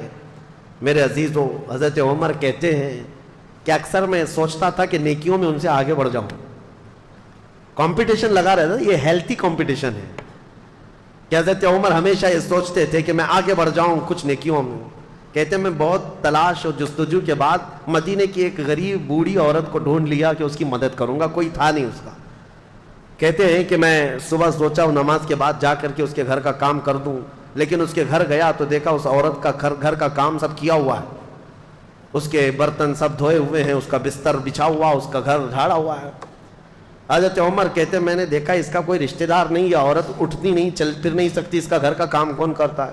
2 دن انتظار کیا, تیسرے دن فجر سے پہلے جا کر کھڑے ہوئے. فجر سے پہلے ہی ایک شخص آیا, چہرے پر نقاب ڈالے ہوئے, گھر کی اس خاتون کے سارے کام کر کے جلدی نکل رہا ہے. حضرت عمر کہتے ہیں میں نے اس کا نقاب ہٹایا تو ابوبکر صدیق ہے. سبحان اللہ سبحان اللہ. کہ تنہائی میں رات کے وقت کوئی غریب عورت کے گھر بھی کام کر جانا وقت کے خلیفہ کا. حالانکہ لوگ آج یہ سوچتے ہیں کہ یہ ڈیوٹی میری تھوڑی نہ ہے. صدیق اکبر رضی اللہ تعالیٰ عنہ راتوں کو سوچے نہیں. یہاں تک کہ حضرت عمر کہتے ہیں ایک مرتبہ میں سنا تھا کہ حضرت ابوبکر جنگل میں کسی کو کھانا کھلا کر آتے تھے. میں بھی ان کے انتقال کے بعد, حضرت ابوبکر کے انتقال کے بعد توشہ دان لے کر کے جنگل میں گیا, ڈھونڈتا رہا, کوئی ملا نہیں. شام ہو رہی تھی, مجھے ایک جگہ سے کسی کی آواز آئی, پہاڑ کی ایک کوہ میں کوئی شخص بیٹھا اللہ اللہ کہہ رہا ہے. حضرت عمر کہتے ہیں میں گیا, جا کر دیکھا تو اس کے ہاتھ بھی کٹے, پیر بھی کٹے, آنکھوں سے اندھا بھی, ایسا ایک دھڑ پڑا ہوا ہے لیکن بول رہا ہے. حضرت عمر کہتے ہیں شاید اسی کو ابوبکر کھلانے کے لیے آیا کرتے, مدینے سے یہ جنگلوں کی وادیوں میں آ کر تو شادان لے کر کھلاتے. حضرت عمر کہتے ہیں میں بھی اس اندھے آدمی کے پاس بیٹھ کر روٹیاں سالن میں ڈبو کر کھلا رہا تھا. اس نابینا نے پوچھا ہے آنے والے کیا ابوبکر کا انتقال ہو گیا؟ حضرت عمر کہتے ہیں وہ اندھا تھا, میں نے اس کو کچھ کہا نہیں تھا, میں نے بات بھی نہیں کی تھی. میں نے پوچھا تجھے کیسے پتا کہ آنے والا ابوبکر نہیں کوئی دوسرا آیا؟ وہ اندھا کہتا ہے اس لیے کہ ابوبکر کو معلوم تھا میرے منہ میں دانت نہیں, وہ روٹی اپنے منہ سے چبا کر میرے منہ میں ڈالتے ہیں. پوری روٹی میرے منہ میں ڈالی تو سمجھ میں آ گیا کہ آج کوئی نیا آدمی آیا ہے. حضرت عمر کہتے ہیں اس دن میں کھڑا ہوا, کہا اللہ کی قسم پوری زندگی بھی لگا دوں تو ابوبکر کے آگے نہیں بڑھ سکتے, سبحان اللہ, صدیق اکبر کے آگے نہیں بڑھ سکتے. حضرت عمر یہ کہتے بھی تھے حضرت ابوبکر سے کہ اے ابوبکر میری زندگی کی پوری نیکیاں لے لو, پوری نیکیاں لے لو, وہ ایک رات مجھے دے دو جو غار ثور میں رسول اللہ کے ساتھ گزاری تھی, سبحان وہ اللہ. ایک رات دے دو. وہ ظاہر سی بات ہے میرے عزیزو, صدیق اکبر ہجرت کے وقت ساتھ ہیں رسول کریم صلی اللہ تعالیٰ علیہ وسلم. جان حدیثیں آج بھی اٹھاؤ, بخاری شریف, مسلم شریف, حدیثوں میں آپ پڑھیں گے کہ رسول کریم صلی اللہ تعالیٰ علیہ وسلم فلاں جگہ تشریف لائے, ابوبکر ساتھ میں تھے, عمر ساتھ میں تھے. پہاڑ پر گئے احد پر, رسول اللہ اور ساتھ میں ابوبکر تھے, عمر تھے. جہاں جہاں دیکھو حدیثوں میں ابوبکر ساتھ ہیں, عمر ساتھ ہیں, یہ حدیثوں میں موجود ہے. اور صدیق اکبر رضی اللہ تعالیٰ عنہ کا زمانہ خلافت پورے مدینے والوں کے لیے ایسا خوشگوار زمانہ تھا. ٹھنڈیوں کے دن آئے, جاڑے کے دن تھے. صدیق اکبر رضی اللہ تعالیٰ عنہ نے ٹھنڈے پانی سے غسل کر لیا, جاڑا لگ گیا, سردی پکڑ لی. ربیع الاخر کا مہینہ تھا اور اسی جاڑے کی शिद्दत ने आपको ऐसा कमज़ोर कर दिया, इतना कमज़ोर कर दिया कि आप मर्जुल मौत में आ गए, मौत की बीमारी बिस्तर पर आए, लोग आने लगे। उस वक्त आपसे भी ये कहा गया कि आप किसी को जानशीन मुकर्रर करें, तो आपने सिर्फ ये कहा था कि उमर सबसे बेहतरीन शख्स हैं, तुम चाहो तो मुंतखब कर लो अपने एतबार से। सिद्दीक़ अकबर रज़ियल्लाहु ताला अन्हु 13 रबीउल सानी 13 रबीउल आखिर को इस दार फ़ानी से कूच कर गए। वो इस दुनिया से पर्दा फरमा गए, लेकिन ये वसीयत कर गए थे कि ऐ मेरे लोगों, ऐ मेरे साथियों, मुझे गुस्ल देना, कफन पहनाना, मेरा जनाजा तैयार करके रसूलुल्लाह के हुजरे के सामने रख देना और इजाज़त लेना, ऐ अल्लाह के रसूल, आपका दोस्त आपके साथ दफन होने की इजाज़त चाहता है, अगर इशारा मिल जाए तो मुझे हुजूर के साथ दफन कर देना, और इजाज़त ना मिले तो जन्नतुल बकी में आम मुसलमानों के साथ दफन कर देना। सोचो मेरे अजीज़ों, सहाबा का अकीदा क्या था। बेशक हुजूर की वफात हो चुकी, हुजूर की कब्र के पास जाकर हज़रत अबू बकर कहते हैं इजाज़त लेना, और सहाबा ने भी ये नहीं कहा कैसे हम इजाज़त लेंगे। पता है चला सहाबा का भी अकीदा वही था, तू जिंदा है वल्लाह, तू जिंदा है वल्लाह, मेरी चश्मे आलम से छुप जाने वाले चमक तुझसे पाते हैं सब पाने वाले, मेरा दिल भी चमका दे चमकाने वाले। सिद्दीक़ अकबर रज़ियल्लाहु ताला अन्हु की वफात के बाद, आपकी गुस्ल के बाद, तकफीन और तजहीज़ होने के बाद हज़रत उमर फारूक ने आपकी नमाज जनाजा पढ़ाई। हज़रत उमर फारूक रज़ियल्लाहु ताला अन्हु ने नमाज जनाजा पढ़ाई, और उसके बाद जनाजा लाकर रसूल पाक सल्लल्लाहु ताला अलैहि वसल्लम के हुजरे के सामने रखा गया, और पुकार करके हज़रत अब्दुर्रहमान हुजूर सल्लल्लाहु ताला अलैहि वसल्लम की बारगाह में अर्ज करते, या रसूल अल्लाह अलैहिस्सलातु वस्सलाम, आपका खलील आपके साथ दफन होने की इजाजत चाहता है। अभी सहाबा मौजूद थे, वो बाहर खड़े होकर अर्ज कर रहे थे, अचानक हुजरे रसूल के दरवाजे की चटखनी खुली, दरवाजा खुद से खुल गया, आवाज आई, अदखिलुल हबीब इलल हबीब, हबीब को हबीब के साथ दाखिल कर दो। सिद्दीक़ अकबर रज़ियल्लाहु ताला अन्हु को बाज़ाब्ता अंदर दाखिल करके हुजूर के पहलू में, जहां से हुजूर का शाना शुरू होता है, कब्र बनाई गई, लहद बनाई गई, और सिद्दीक़ अकबर रज़ियल्लाहु ताला अन्हु को उस कब्र अनवर में दफन किया गया। सलाम हो उस तुरबत अनवर पर जिसने सबसे पहले इस्लाम कबूल किया, जिसने सबसे पहले रसूलुल्लाह का दामन थामा, और हर घड़ी एक जंग ऐसी नहीं, एक जिहाद ऐसा नहीं जिसमें सिद्दीक़ अकबर कभी पीछे रहे हों। सहाबा कहते हैं, हज़रत अली करमल्लाहु वजहुल करीम कहते हैं, वो बड़े बहादुर बतले जलील, कहते हैं जंगे बदर में ऐसे हालात पेश आ गए थे कि हम लड़ने को तो तैयार थे हर कोई, लेकिन रसूलुल्लाह की हिफाजत का मसला सबसे बड़ा सख्त था। सब सहाबा इससे डरे हुए थे कि सहाबा में से कौन है जो रसूलुल्लाह की हिफाजत के लिए खड़ा होगा, क्योंकि अगर उनके होते हुए हुजूर की तक एक तीर भी पहुंच गया तो सुबह क़यामत तक उस सहाबी का नाम लिया जाएगा। इनके होते हुए रसूलुल्लाह को तीर पहुंचा था। सहाबा इस जिम्मेदारी से डरे हुए थे। हजरत अली करमल्लाहु वजहुल करीम कहते हैं, बद्र के उस मैदान में सब सहाबा जहां डरे थे, सबसे पहले आगे आने वाले हिफाजत मुस्तफा के लिए वो सिद्दीक़ अकबर की जात थी। कहा मैं आगे रहूंगा। हजरत अबू बकर सिद्दीक बद्र के मैदान में हुजूर के मुहाफिज बनकर डिफेंस के तौर पर ऐसे खड़े थे। अजीजान गिरामी, ये एक वक्त नहीं, हिजरत का सफर याद करो। जब मक्का से हिजरत करके मदीने मेरे आका जा रहे हैं, गारे सौर में सांप से अपने आप को डसवा लिया लेकिन पैर नहीं हटाया, जान जाने के करीब थी लेकिन हुजूर की नींद उनको अजीज थी। और सफर में जब चल रहे थे, कभी हुजूर के आगे जाते, कभी पीछे जाते, कभी दाएं कभी बाएं। हुजूर ने पूछा, अबू बकर ये क्या कर रहे हो, रास्ते में चल रहे हो, कभी आगे जाते हो, कभी पीछे, कभी दाएं कभी बाएं। सिद्दीक अकबर कहते हैं, या रसूल अल्लाह, दुश्मनों के हमले का मुझे खौफ है, कभी तीर से इधर ना आ जाए, कभी इधर से तीर ना आ जाए, कभी इधर से ना आ जाए। बार बार डर करके चारों तरफ हुजूर के घूमते थे कि कोई तीर आए तो हुजूर तक नहीं, पहले मुझे लग जाए। हुजूर की हिफाजत का इस कदर ख्याल करने वाला मुसलमानों का अजीम खलीफा। और फिर जानते हो, मदीना करीब आ रहा था हिजरत के वक्त, उनकी वो अदा मुझे बड़ी अजीब लगती है, बड़ी भा जाती है, किसी की सोच वहां तक नहीं जाती। हुजूर के साथ सिद्दीक अकबर आ रहे मदीने में, मदीने वाले बेताब थे, बेकरार थे। हुजूर का इस्तकबाल करने के लिए पूरे ऊंचे टीले पर खड़े हो गए थे सनीयतुल वदा की घाटी में। बच्चियां हैं, जवान हैं, बूढ़े हैं, हुजूर की एक झलक देखने के लिए खड़े थे। और जब अबू बकर सिद्दीक और रसूलुल्लाह मदीने के करीब तर आने लगे, सिद्दीक सिद्दीक अकबर ने क्या किया, अपना जुब्बा उतार दिया, अपना जुब्बा उतार करके ऊंचा करके रसूलुल्लाह पर साया करने लग गए। हुजूर सल्लल्लाहु ताला अलैहि वसल्लम पर कपड़ा इस तरह साया करके चलने लगे। पूरे सफर में तो ये नहीं किया, मदीना दिखने लगा तो जुब्बा उठाकर साया करने लग गए। हुजूर ने पूछा, ऐ अबू बकर ये क्या कर रहे हो? सिद्दीक अकबर का ईमान देखो, कहते या रसूलल्लाह मदीने वाले नए लोग हैं, अभी उन्होंने आपको देखा नहीं, कहीं अनजान में मुझ जैसे गुलाम को वो रसूल ना समझ ले, मैं अपना जुब्बा उठाकर आप पर साया इसलिए कर रहा हूं ताकि दुनिया हमेशा पहचाने गुलाम गुलाम होता है, रसूलुल्लाह के साथ ये चल रहा है। सुभान अल्लाह, मेरे अजीजों, सिद्दीक अकबर का ये ईमान, ये जज्बा, ये हजारों फजीलतें हैं। मैं आज उनकी खिलाफत का असल दौर, उनकी खिलाफत की फुतूहात अर्ज करने आया था। तारीख खिलाफत जिस दिन से कायम हुई और उनकी वफात तक 2 साल 3 महीने 4 दिन, ये ऐसा सुनहरा दौर था कि आज भी तारीख में रकम है। अपने तो अपने, गैरों ने भी इसका इकरार किया है। अबू बकर और उमर जैसी खिलाफत दुनिया में देखी ही नहीं गई है। हजरत अबू बकर सिद्दीक रज़ी अल्लाह तआला अन्हु की वफात के बाद जो हालात पेश आए मेरे अजीजों, वो बहुत अजीम हालात हैं, क्योंकि हजरत उमर का दौर आने वाला है। लेकिन इतनी बात मैं अर्ज करूंगा, सिद्दीक अकबर की खिलाफत का दौर खत्म होने के बाद हमारी तकरीर आज इस बात पर खत्म होती है, ऐसे निकम्मे उनको क्या खिराज अकीदत पेश करें।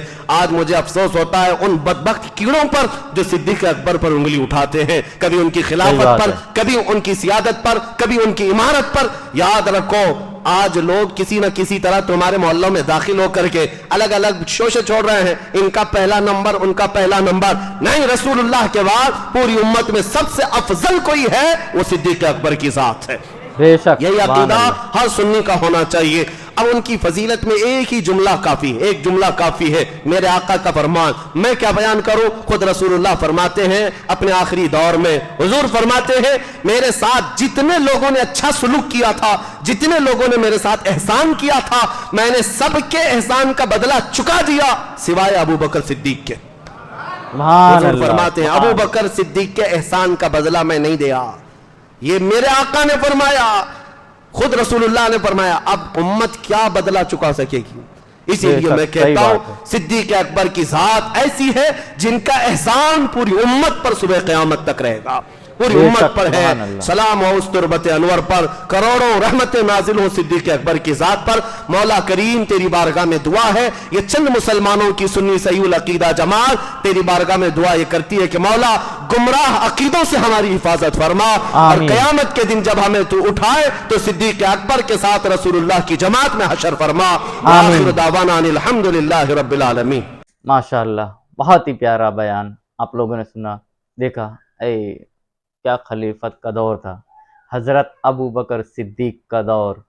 और आप लोगों ने देखा किस तरह उन्होंने खिलाफत संभाली और कितनी बेहतरीन वक्त था वो हज़रत अबू बकर सिद्दीक का और हज़रत उमर फ़ारूक रज़ी अल्लाह ताला अन्हु का। इंशाअल्लाह हज़रत उमर रज़ी अल्लाह ताला अन्हु का भी बयान और खालिद बिन वलीद का, इंशाअल्लाह इसके बाद खालिद बिन वलीद के ऊपर भी बयान का जो है वीडियो आप लोगों के सामने पेश किया जाएगा।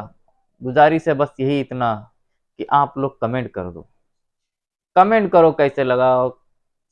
कमेंट तो बनता है ना यार भाई, कितना बोलता हूँ आप लोग कमेंट क्यों नहीं करते, क्या वजह है? पैसा नहीं लगता, फ्री है, ठीक है, पूरा फ्री है भाई, ना कमेंट का ना लाइक का कोई पैसा नहीं लगता, फ्री है, और सब्सक्राइब का भी नहीं लगता, तो कर दीजिए, ठीक है। मिलते हैं अगले वीडियो में इसी तरह बहुत ही प्यारी प्यारे बयान में। अमल भी कीजिए, अपने घर वालों दोस्तों अहबाब का ख्याल भी रखने, अपने माँ बाप का ख्याल रखें। मिलते हैं अगले वीडियो में, तब तक के लिए अल्लाह हाफिज़।